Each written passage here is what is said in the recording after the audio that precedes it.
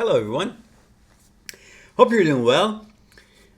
Let me change these glasses so I can see you guys better. Wrong glasses, wrong time. There we go. Well, tonight I want to have a little fun together. So I'm going to be talking about fear. Once I get finished with it, you understand that actually it can be a, a fun subject in a way. The way we're going to look at it together, it's a relaxed way of a reality of fear. First of all, in my opinion, there is no such thing as fear. Like when we as human species were like million years ago, there was no such thing as we're not talking about the fear of, let's say, tiger or dinosaur or whatever, depending on the time that you're living in, or whatever else is after you. That's not the fear we're talking about. It's not the fear of somebody after you. It's not the fear of somebody confronting you or trying to yell at you or show that if he's anything other than a bag of poo that we all are. Physically, I mean. So that kind of illusion that makes them to start acting like animals and trying to feel or think that by being loud or creating that sort of thing, it's going to be creating some fear in you, which in fact the whole reason for them doing what they're doing is because they're fearful to begin with of not getting what they want or not being able to feel confident about their own life and situation. So they try to compensate it by this kind of behavior. Anyhow, that's not what we're talking about. We are talking about fear of, like, let's say a million years ago again. Nobody came to us to say if you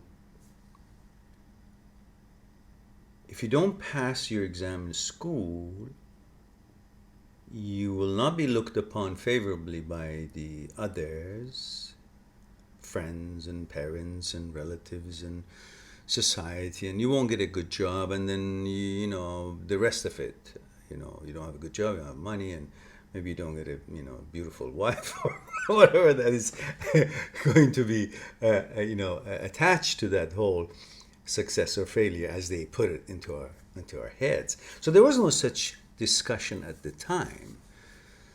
So there was no concern about what the neighbor will think of you. There was no concern about things not being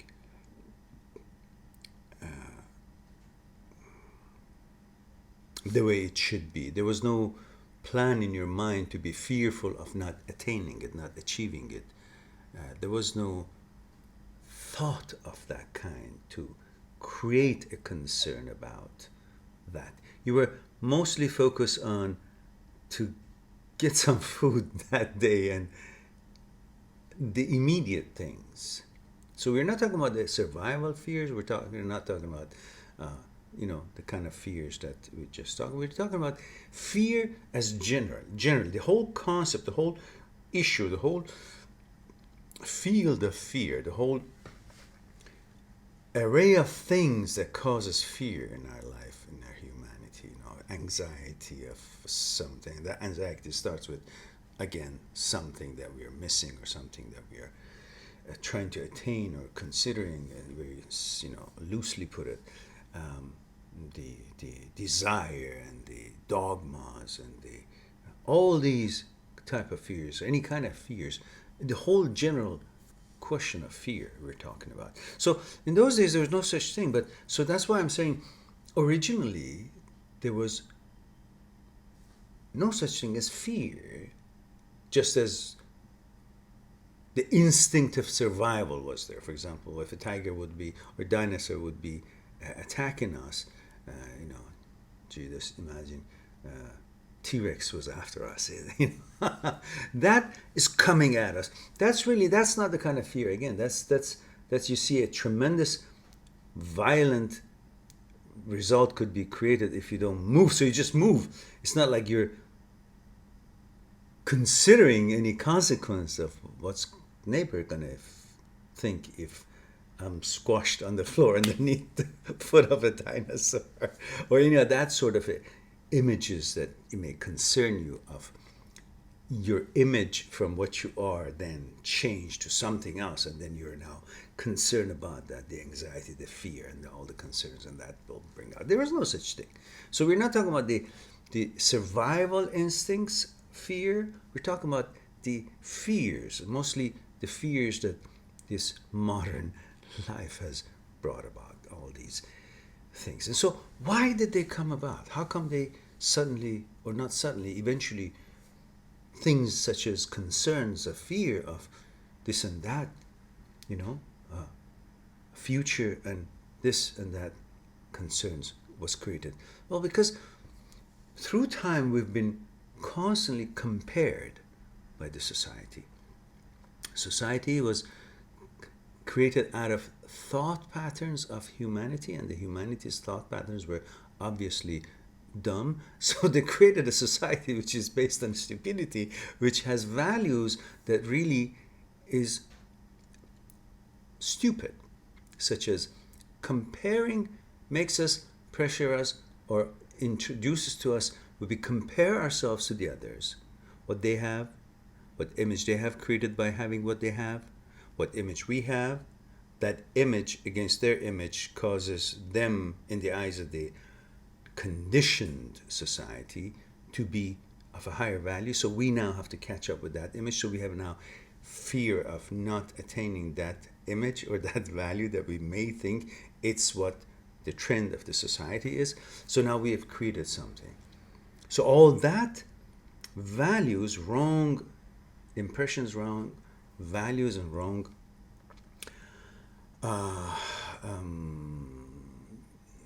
conditioning has caused us to think that nothing is enough. Whatever we have right now is enough. It's not enough. So our mind goes into comparison to the other things, and so on and so forth. So the fear itself, since really was never existed, now exists because of all these that we just talked about. And the values created, societies and pacts created based on your religion and your beliefs and your education or your money and your things that you have, and all these things put you in different categories, and you want to attain that other category and be accepted by all categories, and all these things are created in your mind. So now, if there was no such thing to begin with, therefore it can be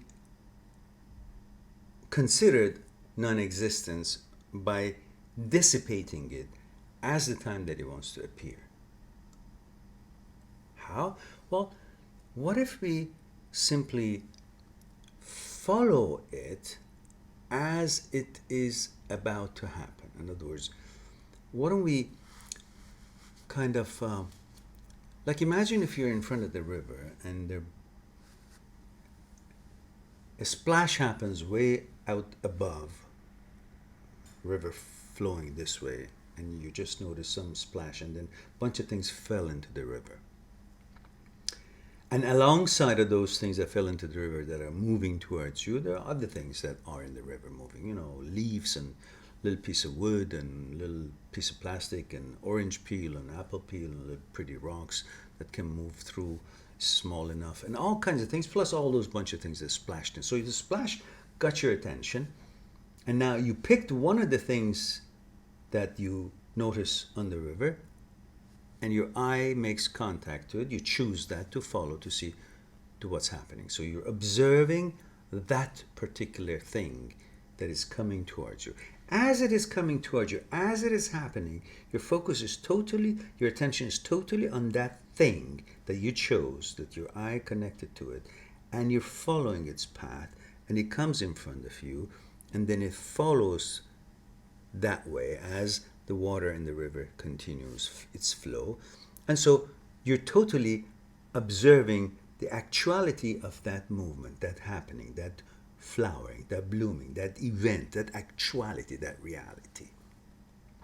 because that's what you chose to be your reality. That moment, that's what you're focusing, and that's what's happening, and you're focusing on that. But if while you're trying to do that, your attention goes to the other thing that fell in the water, or the other thing that there's a leaf there that is coming, your attention goes that, then suddenly you're not focusing on what's happening on this one. You lose focus of what you set out to pay attention to. Then you're not seeing its development. You're not seeing its flowering. You're not actually with that as one. So you become separated from that, because now your mind is on something else. So therefore, you're now perhaps, if you're fully focused on that something else, you're observing that something else, and you and that something else are pretty much one, and not this one.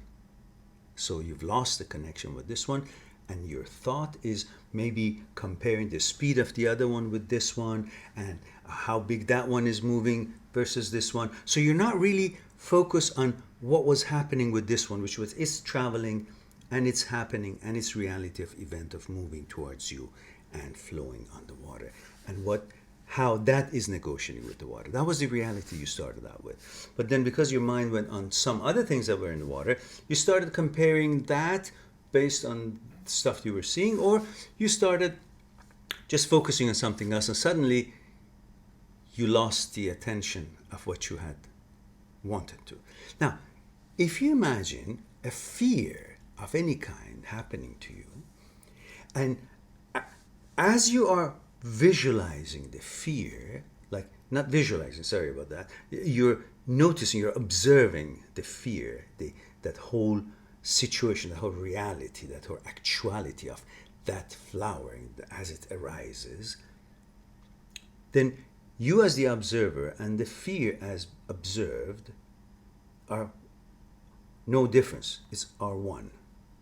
So your full attention is there, and while your full attention is there is no other thing other than what you're focusing on.